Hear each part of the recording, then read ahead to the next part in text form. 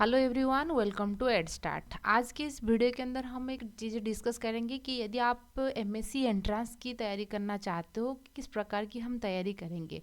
तो तैयारी करने के लिए क्या क्या चीज़ें की ज़रूरत होता है। जो बच्चे अभी फिफ्थ सेमिस्टर जिसकी कंप्लीट हो गया और जिसकी अभी मतलब कि सिक्स सेमिस्टर हुआ, या आप थर्ड ईयर पर हो, या तो जिस बच्चे की थर्ड सेमिस्टर कंप्लीट हुआ फोर्थ सेमिस्टर पर हो, वो दो बच्चे को मैं टारगेट कर रही हूँ। यदि आप सेकंड मतलब कि फर्स्ट सेमेस्टर कंप्लीट हुआ, सेकंड पे भी हो, वो भी चलेगा, ठीक है। सो अभी हम देखेंगे कि ज़्यादा हमारा फोकस रहेगा, हम किसके हिसाब से डिस्कस करेंगे जो फिफ्थ सेमेस्टर वाले हैं इसके लिए, ठीक है। इन उन बच्चे के लिए अभी कितने महीना बाकी है। अभी आज तो है दिसंबर, है ना, अभी दिसंबर लास्ट है। तो आपके पास जनवरी फरवरी मार्च मतलब कि 6 महीने की लगभग फिफ्थ महीने की आपके पास टाइम है, ठीक है। जनवरी फरवरी मार्च, यहाँ पे फिर अप्रैल मई जून आपके लिए रिवीजन के लिए होता है, स्टडी के लिए नहीं है। जून में एग्ज़ाम कंडक्ट किया जाता है, ठीक है। तो जून आपके लिए ऑप्शंस है। तो स्टडी के लिए आपके पास ये 5 महीने हैं यदि आप फिर अभी फिफ्थ सेमेस्टर कंप्लीट हुआ है। यदि आपने थर्ड सेमेस्टर कंप्लीट हुआ अभी फोर्थ सेमेस्टर पर हो, तो आपके लिए तो मतलब कि 1.5 ईयर मतलब कि 1.5 साल आपके पास है, आप आराम से तैयारी कर सकते हो। यदि आप वही डिरेक्शंस में काम करोगे ना, आपको थोड़ा इतना ज़्यादा मेहनत करने नहीं पड़ेगा, ठीक है। कैसे होगा, हम कैसे तैयारी करेंगे, सारे चीज़ें के बारे में हम डिस्कस करेंगे। सबसे पहले आपको तैयारी करने के लिए क्या करना पड़ेगा, देखिए आपको एक गोल सेट करना पड़ेगा, ठीक है। गोल आप किस प्रकार की सेट करोगे, देखिए आपको एक A4 साइज पेपर की ज़रूरत होता है, ठीक है। A4 साइज पेपर जो जेरॉक्स करने के लिए जो पेपर होता है वही। तो वहाँ पे आप उस गोल सेट करोगे। गोल क्या होता है कि आपको रैंक 1 लाना है, ठीक है। यदि आप सीपेट की तैयारी करना चाहते हो, उड़ीसा पर हो, ठीक है ना, कॉमन विजय एंट्रेंस हो गया। यदि आपने CUET की तैयारी करना चाहते हो, ठीक है, या आपके दूसरे दूसरे स्टेट के अंदर क्या होता है, इंडिविजुअल हर एक यूनिवर्सिटी की अलग अलग भी एग्ज़ाम होता है। तो यदि आप टॉप करना चाहते हो तो आपको वही A4 साइज पेपर के ऊपर आपको रैंक 1 लिखना है, ठीक है। रैंक 1 लिख के आपको चिपकाना है। यहाँ से आपका 50% काम हो गया। क्यों? क्योंकि देखिए जब आप सोचोगे ना मुझे वही चीज़ करना है, उसके बाद ये सारे प्लान प्रोग्राम आप बनाओगे। मान लीजिए आपको ऐसे आप माइंड में लोगे, हाँ मुझे एग्ज़ाम देना है, तब कुछ ना कुछ पढ़ोगे। जब आप माइंड मेकअप कर लेते हो, नहीं नहीं मुझे एग्ज़ाम नहीं देना है, तब कुछ पढ़ोगे क्या, नहीं पढ़ोगे। तो यहाँ पे 50% काम वहीं पे हो गया। तो सेट ए गोल। गोल आपको क्या सेट करना है कि हमको मुझे रैंक 1 लाना है, ठीक है। उसके बाद क्या होता है ना, जैसे मान लीजिए उड़ीसा की मैं बात कर रही हूँ, कुछ बच्चे सोचते हैं कि हाँ उत्कल यूनिवर्सिटी वाणी विहार भुवनेश्वर पर जो है वहीं पे मुझे एडमिशन लेना है, या रेवेन्सा में लेना है, या RD वुमेंस में लेना है, या बरहमपुर में लेना है। तो डिफरेंट डिफरेंट यूनिवर्सिटीज़ है, या FM यूनिवर्सिटी है, और बहुत सारे कॉलेज भी है। ज़्यादातर मैं यूनिवर्सिटी की बात कर रही हूँ। तो आपको आपकी प्रायोरिटी के अकॉर्डिंग आप देखिए, लास्ट मतलब कि लास्ट ईयर 2023 में जनरल कैटेगरी के अंदर 71 पॉइंट समथिंग आया था कट ऑफ, समझ रहे हो ना। अच्छा, आपका 100 मार्क्स से इतना, क्योंकि ये तो एग्ज़ाम तो 80 मार्क की MCQ रहेगा, कैरियर जो होता है 20 मार्क होता है। अभी आपका 60% एभव जा रहा है, तो वहाँ से कुछ मार्क आपका अडन हो जाएगा, समझ रहे हो ना। तो यदि आपको उत्कल यूनिवर्सिटी को टारगेट करना है तो आपको 71 पॉइंट समथिंग, तो इस साल ज़्यादा हो सकता है, अब 75 मान के चलिए, ठीक है।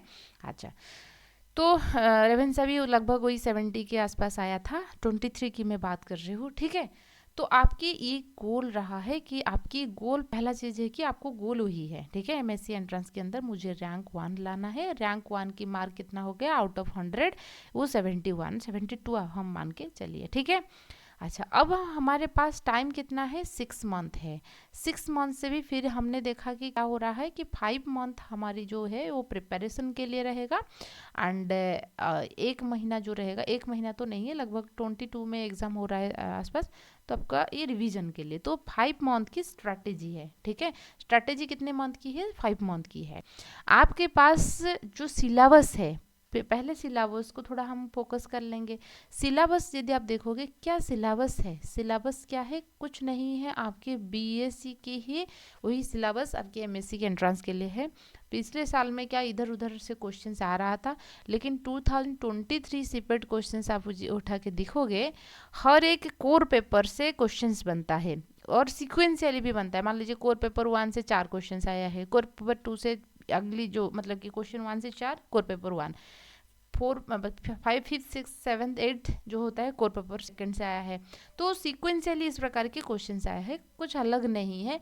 बस हाँ, कुछ टॉपिक बहुत ही इम्पोर्टेंट है, वही चीज़ हमको ध्यान देना है। जो टॉपिक बार बार रिपीट हो रहा है कुछ इंपॉर्टेंट है, कुछ टॉपिक ऐसा है जहाँ से क्वेश्चन नहीं बनता है, उसको हम छोड़ना है। ठीक है, तो सिलेबस वही है। यदि आप मुझसे प्रिपेयर करना चाहते हो, हमसे जुड़ सकते हो। आपको ये मोबाइल नंबर दे रखा है, एकदम मिनिमल प्राइस के साथ आप जुड़ सकते हो। नहीं, आप खुद से यदि प्रिपेयर करना चाहते हो तो आप ऐसे भी कर सकते हो। आपके पास कितना पेपर है? कोर एक्सआई, मतलब कि 14th कोर पेपर है। ठीक है, कोर पेपर जो ऑनर्स पेपर है वो 14th है। साथ ही साथ जो बटनी ऑनर्स वाले बच्चे जो इलेक्टिव करके जूलॉजी जिसको पढ़ते हैं, वहाँ से भी क्वेश्चन बनता है, यानी कि 3-4 पेपर वहीं पे है। तो लगभग हम यदि कुल मिलाकर हम करेंगे तो हमारे पास 16 के आसपास 16 पेपर आ जाएगा। समझ रहे हो ना? 16 पेपर आ जाएगा। हर एक पेपर के अंदर आपको 4 यूनिट लगभग आ रहा है। मान लीजिए आपके पास 16 है ना, टॉपिक कितना है? 16 है, और आपके पास 5 महीना है। ठीक है, हर एक महीने में आपको कितनी जो है कोर पेपर को कंप्लीट करना है। क्या बात समझ में आ रहा है ना? पूरा का पूरा आपको कितना सब्जेक्ट है? सब्जेक्ट यदि मान के चलेंगे, जैसे एनिमल डाइवर्सिटी हो गया, cell biology, developmental biology, ecology, evolution, इस प्रकार की आपके पास कितना है? 16 है। ठीक है, अच्छा 16 है, और उसको हम 5 महीने के अंदर हमको कंप्लीट करना है, क्योंकि जून महीना मैंने आपको सिर्फ और सिर्फ रिवीजन के लिए छोड़ी है। ठीक है, तो इसलिए क्या होगा, 16 टॉपिक को यदि हम 5 महीने के अंदर डिस्ट्रीब्यूट करेंगे, हर एक महीने के लगभग 3.5 ऐसे आ रहा है। ठीक है, 3 से 4 यूनिट आपको कंप्लीट करनी पड़ेगी, जो सब्जेक्ट है उसमें कंप्लीट करना पड़ेगा। ठीक है, तो मंथ वाइज एक महीने के अंदर हमको 3 मतलब कि 3.5 4 मान के चलिए। ठीक है, 4 मतलब कि ये लगभग यहाँ पे कुछ जो इकोनॉमिक जूलॉजी वगैरह, फिशरी वगैरह ये आ जाता है, और कुछ सब्जेक्ट ऐसे होता है तो ओवरलैपिंग होता है, तो इसलिए मैंने, है ना, तो इस प्रकार के आप 3.5 या 4 मन के हर एक महीने के अंदर आपको 4 सब्जेक्ट जो है कंप्लीट करनी पड़ेगी। ठीक है, अच्छा, तो इसलिए क्या होगा, जो भी मान लीजिए, ऐसा तो नहीं हर दिन आप पढ़ पाओगे। मान लीजिए तबीयत खराब हुआ, घर में कोई प्रॉब्लम है, तो आप 4 यूनिट मान के चलोगे, तो लास्ट जो 1 महीने बचेगा, जो बचा कुचा चीज़ें रहेगा, वहाँ से भी हमारा कंप्लीट हो जाएगा। ठीक है, ये चीज़ आपको क्लियर हो गया। तो हम नेक्स्ट चलेंगे। देखिए, तो यदि हम मान के चलेंगे जनवरी, ठीक है, जनवरी, फिर हम देखेंगे फरवरी, फिर मार्च, फिर अप्रैल, फिर मई। ठीक है, अच्छा, तो हमको जनवरी के अंदर कितने जो है वीक है, तो 4 वीक है। Day first week, second week, third week, fourth week. तो एक महीना 4.2 और 4.3 डे होता है, क्योंकि 7 इंटू 4 तो 28 डे हो जाएगा, है ना। तो 29, 30, 31, तो ये भी 3 दिन रहेगा एक हफ्ते, मतलब कि 5th वीक में 3 डे आपको मिल जा रहा है। समझ रहे हो ना? 4 हफ्ते के अंदर एक महीना होता है, वो तो सही है, लेकिन आप यदि ऐसे देखोगे, इस साल तो मंडे में आपका जनवरी 1 हो रहा है, मंडे में, तो जो एक वीक स्टार्ट हो रहा है मंडे से, तब देखोगे यहाँ पे 5th वीक भी चल रहा है थोड़ा, मतलब कि 3 दिन वहीं पे चला जाएगा। फरवरी इस साल जो होता है लीप ईयर होता है, आपको 28 डे नहीं मिलेगा वहाँ पर, और एक एक्स्ट्रा डे मिलेगा, समझ रहे हो ना, 29th डे मिलेगा यहाँ पर भी। तो आपको क्या करनी है, तो आपके पास अभी 3.5 यूनिट कंप्लीट करनी है, तो एक हफ्ते के अंदर आपको लगभग है ना, मतलब कि एक सब्जेक्ट का, एक हफ्ते के अंदर एक सब्जेक्ट का कितना यूनिट कंप्लीट करना पड़ेगा। एक सब्जेक्ट में आपका 4 यूनिट रह रहा है, ठीक है ना। मान लीजिए आपने सेल बायोलॉजी स्टार्ट किया मंडे से, ठीक है ना, सेल बायोलॉजी आपने स्टार्ट किया, तो यूनिट 1, यूनिट 2, यूनिट 3, यूनिट 4, ठीक है। एक हफ्ते के अंदर 4 यूनिट आप अपने कंप्लीट कर लोगे, क्योंकि आपकी सिलेबस के अंदर सेल बायोलॉजी में कितना है, 4 यूनिट है, और आपको एक हफ्ते के अंदर 4 यूनिट कंप्लीट करना पड़ेगा। क्या बात समझ में आ रहा है? तो ठीक है, अच्छा, आपने सेल बायोलॉजी कंप्लीट कर लोगे, आपने इकोलॉजी कंप्लीट कर लोगे, वहाँ पर भी 4 यूनिट है। सेकेंड वीक के अंदर आपने इकोलॉजी कंप्लीट करोगे, आपको 7 दिन मिल रहा है, और वहीं पे आपको इकोलॉजी कंप्लीट करना है, ठीक है।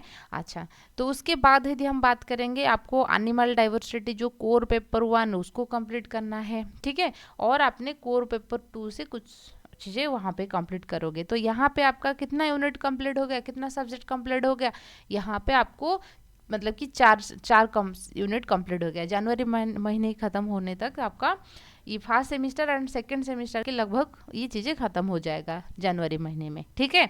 अच्छा, फरवरी में आप इस तरीके से करोगे, ठीक है। तो यदि मान लीजिए हमने एक एक मतलब कि जनवरी मंथ की फर्स्ट वीक की मैं बात करूँगी, फर्स्ट वीक, ठीक है। फर्स्ट वीक में हमको मिलेगा मंडे, क्योंकि मंडे से जनवरी एक स्टार्ट हो रहा है, मंडे, ट्यूसडे, फिर हमारे पास वेडनेसडे, फिर थर्सडे, फिर फ्राइडे, फिर सैटरडे, ठीक है। संडे में इंक्लूड नहीं कर रही हूँ क्योंकि हफ्ते में एक दिन आपको ज़रूर मतलब कि छुट्टी रहना ज़रूरी है, आप थोड़ा मतलब कि चिल रहोगे। और मान लीजिए और इस दिन में भी कोई चीज़ आप नहीं पढ़ पाए, उसको कंप्लीट नहीं हो पाएगा, तो मंडे संडे में भी आप फुलफिल कर सकते हो। यदि हफ्ते की हर एक दिन को आप अच्छे से मतलब कि किया है, टारगेट किया है, तो आप संडे को ऑफ ले सकते हो, क्योंकि मतलब कि माइंड को थोड़ा चार्जअप करने की ज़रूरत होता है। हर दिन हम टारगेट बनाएंगे, ठीक है, ऐसा नहीं है। तो मंडे को आपको क्या करना है, सेल है ना, cell prokaryotic cell, eukaryotic cell, cell organelle, ये सारे की चीज़ें के बारे में आपको जानना है, ठीक है। अच्छा, तो प्रोकैरियोटिक सेल, यूकैरियोटिक सेल क्या होता है, वहाँ से क्वेश्चन बनता है, उसको कर लेंगे। उसके बाद जितने भी सेल ऑर्गेनेल है उसके बारे में हम डिटेल स्टडी कर लेंगे। कहाँ पे, ट्यूसडे में। वेडनेसडे में हम सेल डिवीजन के बारे में देखेंगे, ठीक है, सेल डिवीजन के बारे में देखेंगे, माइटोसिस एंड मेयोसिस के बारे में देखेंगे। एंड थर्सडे के अंदर हम साइटोस्केलेटन के बारे में देखेंगे। साइटोस्केलेटन जो कि इंपॉर्टेंट है, यहाँ से क्वेश्चन बनता है। फिर मतलब कि वो सेल ऑर्गेनेल्स में आ रहा है, लेकिन उससे इस पे जो सेल ऑर्गेनेल हम डिस्कस करेंगे, माइटोकॉन्ड्रिया, गोल्गी वगैरह, उसको करेंगे। साइटोस्केलेटन थोड़ा बड़ा हिस्सा है इसलिए। और फ्राइडे में हम सेल कम्युनिकेशंस के बारे में डिस्कस करेंगे। सैटरडे में हम कैंसर विथ सेल बायो मतलब कि सेल साइकिल रेगुलेशंस, उसके बारे में डिस्कस करेंगे। बस ये हो गया आपका 7 डे। तो आपको पता है, हाँ, मंडे में मुझे सिर्फ प्रोकैरियोटिक एंड यूकैरियोटिक सेल के बीच में डिफरेंसेस वही स्टडी करना है। तो आपको ज़्यादा किसी टेंशन लेने की ज़रूरत नहीं है, ठीक है। यदि आप, क्योंकि आपको तो एक महीना नहीं मिल रहा है ना, आपको तो मतलब कि एक हफ्ते तो नहीं मिल रहा है, आपको एक दिन मिल रहा है, एक 1 डे। एक दिन के अंदर आपको कितने चीज़ पढ़ना है, ठीक है ना, डे वाइज टारगेट बनानी पड़ेगी, तभी आप कंसिस्टेंटली चीज़ों को मेंटेन कर पाओगे। नहीं तो बच्चे क्या करते हैं, सोचते हैं कि क्या करेंगे क्या करेंगे, क्या पढ़ेंगे करके अपनी एक एक दिन को ख़राब कर देते हैं, ताकि जब वो एग्ज़ाम नज़दीक आएगा उसके बाद पैनिकनेस बढ़ जाता है, क्या करना है, किस से पढ़ना है। यदि आप ऐसे करके चलोगे ना, तो आपका सेल बायोलॉजी ही ख़त्म हो जाएगा। आप इस सिलेबस उठा के देखिए, इतना ही तो चीज़ है, ठीक है, उसको वो बढ़ा चढ़ा के ऐसे लिखा है, ठीक है। सेल कम्युनिकेशंस में आपका जो जंक्शंस वगैरह आ जाएगा, वही तो लिखा है, और क्या है, ठीक है। अच्छा, ऐसे हमको करना है। अच्छा, यहाँ पे बात आता है, तो आप खुद ही अपनी तरीके से इस तरीके से बना लीजिए। नहीं तो यदि आपको चाहिए, मुझे थोड़ा कमेंट करके बताइए, मैं आपको आपके लिए हर एक दिन के लिए क्या क्या चीज़ें पढ़नी है मैं भी आपको बता दूंगी। यदि आप एड स्टार्ट के साथ जुड़ के प्रिपेयर करना चाहते हो, हर दिन आपको ज़्यादा नहीं 3 घंटा, ठीक है ना, 3 आवर आपको देना है। और ये रिकॉर्डेड क्लास रहेगा, 1.5 आवर की एक रहेगा, और ठीक है ना, मतलब कि एट ए टाइम हमने 2 यूनिट लेके चलेंगे। हर दिन आपको 2 यूनिट, मान लीजिए मैं कैसे किस प्रकार की प्लान की हूँ, क्योंकि आपकी जो एनिमल डाइवर्सिटी होता है, यानी कि इन्वर्टिब्रेट्स, वर्टिब्रेट्स जो रह गया, प्रोटोजोआ, पोरिफेरा, सिलेंट्रेटा, ये जितनी भी रह गया, वहाँ से मतलब कि 15 से 20 क्वेश्चंस बनता है। आउट ऑफ 80 क्वेश्चन यदि 15 क्वेश्चन सिर्फ एनिमल किंगडम से आ रही हैं, एनिमल डाइवर्सिटी से आ रही, तो हमारा पहला टारगेट वही होना चाहिए। उसके बाद हमारा फिजियोलॉजी से ज़्यादा क्वेश्चंस आ रहा है, ठीक है, समझ में आए ना। तो इसलिए ये जो होता है ना, हमारा पहला प्रायोरिटी वही होता है। तो एनिमल किंगडम को हम पहले लेके चलेंगे, उसके हर एक बिट से हम क्वेश्चंस करेंगे, ठीक है। अच्छा, उसके साथ साथ जो 6 सेमिस्टर में जो बच्चे हैं, उनका जो है ना, आपका developmental biology and evolutionary biology आपका कोर पेपर के अंदर है।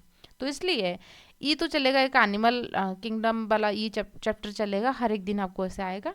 उसके साथ साथ इवोल्यूशंस वाला चैप्टर भी हम करेंगे, ठीक है, ताकि एक हायर बर्डन। और इवोल्यूशन, इकोलॉजी, ये तो थोड़ा स्टोरी जैसे होता है, आपको अच्छा लगेगा, इतना कोई बर्डन नहीं है, ठीक है, उतना कोई रट्टाफिकेशंस भी नहीं है, बस कुछ कॉन्सेप्ट है जो आप खुद से रिलेट कर पाओगे, ठीक है। तो इस प्रकार की हमने कोर्स डिजाइन किया है। तो मान लीजिए एनुअल किंगडम खत्म हो जाएगा जनवरी के अंदर, तो फरवरी के अंदर हम फिजियोलॉजी स्टार्ट कर लेंगे। ठीक है, फिजियोलॉजी क्योंकि वहाँ से क्वेश्चन बनता है। वही इसमें इवोल्यूशन खत्म हो जाएगा, फिर डेवलपमेंटल बायोलॉजी स्टार्ट कर लेंगे। ठीक है, ये 6 सेमेस्टर कंप्लीट हो जाएगा आपकी जनवरी के साथ ही साथ हमारे सीपेट की तैयारी भी होता रहेगा। और जो बच्चे 4th सेमेस्टर के लिए साथ ज्वाइन करना चाहते हो, 4th सेमेस्टर की आपका जैसे मेटाबॉलिक प्रोसेसेस यहाँ पे रहता है, कंपैरेटिव एनाटॉमी है, तो उसको भी हम डिस्कस करेंगे। ठीक है, तो कंपैरेटिव एनाटॉमी है, मेटाबॉलिक प्रोसेसेस है, और फिजियोलॉजी की हिस्सा होता है, उसको भी हम डिस्कस करेंगे। फिजियोलॉजी तो डिस्कस होता रहेगा, साथ ही साथ ये चीज़ को हम फरवरी मंथ से उसको आढ़न कर लेंगे। क्या बात समझ में आए ना? तो यदि आपने सेमेस्टर की तैयारी कर रहे हो, क्योंकि यदि आपके पास कोई दिशा नहीं है ना, आप सोच रहे हैं हाँ बीएससी तो कर रहे हैं, तो फिर बीएससी खत्म होने के बाद क्या करेंगे? ठीक है ना, कोई बोलेगा उसको कर ले। ठीक है, थोड़ा आपकी मतलब कि जितना एजुकेशन आपकी ब्रेन को मतलब कि स्टार्टअप बनाता है, आपको स्टेबल बनाता है। ऐसा नहीं कि आप सिर्फ नौकरी की वजह से ये चीज़ें करोगे, नौकरी एक पार्ट होता है लेकिन सब कुछ नहीं है। ठीक है, अच्छा, तो यदि आपने ज्वाइन करना चाहते हो तो आप हमसे जुड़ सकते हो, एडस्टार्ट के साथ आप जुड़ सकते हो। यहाँ से हम आपको हैंड होल्डिंग सपोर्ट्स देंगे, तो आपको सारी चीज़ें, आपको जो कॉन्सेप्ट है आपको मिल जाएगा प्रीवियस ईयर क्वेश्चन डिस्कशन के साथ साथ, ताकि आपकी कॉन्फिडेंस बना रहेगा। हाँ, क्वेश्चन वहाँ से बनता है, जो कॉन्सेप्ट हम पढ़ रहे हैं वहाँ से भी क्वेश्चन हो पा रहा है। उसके साथ साथ हम कुछ प्रैक्टिस क्वेश्चन भी देंगे। ठीक है, प्रैक्टिस क्वेश्चन देंगे तो आपको PDF भी मिल जाएगा, और आपकी दो भी फायदा होगा। एक तो आपकी सीपेट की तैयारी हो जाएगा, तो ठीक है, साथ ही साथ आपका ऑनर्स की तैयारी भी हो जाएगा। ठीक है, अच्छा, तो आप हमसे तैयारी कर लिए, ये नंबर है वहाँ से कांटेक्ट कर सकते हो। प्राइस थोड़ा मैं बता देती हूँ। प्राइस यदि आपने क्रैश कोर्स के लिए अभी ज्वाइन कर रहे हो, क्योंकि क्रैश कोर्स के लिए थोड़ा जल्दीबाजी में चीज़ें चलेगा, और आपको कंप्लीट करवानी है, हमको मतलब कि 1 लेक्चर भी प्रोवाइड करनी है, तो इसलिए 1800 उनकी प्राइस है। मतलब कि 3000 से हमने डिस्काउंट करके 1800 उसका डाला है। यदि आपने 1 साल के लिए 1 ईयर के लिए आपने प्रिपेयर करना चाहते हो अच्छे से, ठीक है, एकदम अच्छे से कॉन्सेप्ट बेस क्लियर करके, तो आप हमसे जुड़ सकते हो। 6000 उनकी पैकेज है, 10,000 डिस्काउंट के साथ आपको 6000 से मिल जाएगा। वो दोनों कोर्स में आप एनरोल कर सकते हो, दोनों के दोनों आप अवेलेबल है। और एडस्टार्ट अपने एप्लीकेशंस डाउनलोड कीजिए। और एक चीज़ मैं बता दूं कि एडस्टार्ट एप्लीकेशंस आप डाउनलोड करने से, यदि आपने पहले मुझसे बात करके, ठीक है, इस नंबर से कांटेक्ट करके पेमेंट करोगे, तो आपको लॉगिन आईडी एंड पासवर्ड मिल जाएगा। यदि आपने एक्सप्लोर करना चाहते हो कि ऐड के अंदर क्या है, ठीक है, आपको इस तरीके से लॉगिन आईडी पासवर्ड, जब आपने एप्लीकेशंस डाउनलोड करोगे, लॉगिन आईडी एंड पासवर्ड मांगेगा। नीचे क्या होता है, continue with mobile phone and continue with Google, ऐसे करके है, तो आप कंटिन्यू विथ मोबाइल फ़ोन पर क्लिक कीजिए। यदि आपने एनरोल नहीं किया है, यानी कि पेड बच्चे नहीं हो, ठीक है, तो आप उसमें यहाँ पे क्लिक कीजिए। वहाँ पे क्लिक करने के बाद आप आपकी फुल नेम डालोगे और आपकी मोबाइल नंबर डालोगे, तो उसके बाद आप एप्लीकेशंस के अंदर एंट्री कर सकते हो। एप्लीकेशंस के अंदर जो चीज़ें अवेलेबल है आपको शो हो जाएगा, मतलब कि जो चीज़ें फ्री है आप देख सकते हो, एक्सेस कर सकते हो ऑब्वियसली, और जो पेड है आप नहीं कर पाओगे। ठीक है, सो यदि कोई डाउट है तो आप मुझसे जो क्वेरी है पूछ सकते हो, इस नंबर में भी आप कॉन्टैक्ट कर सकते हो। तो थैंक यू।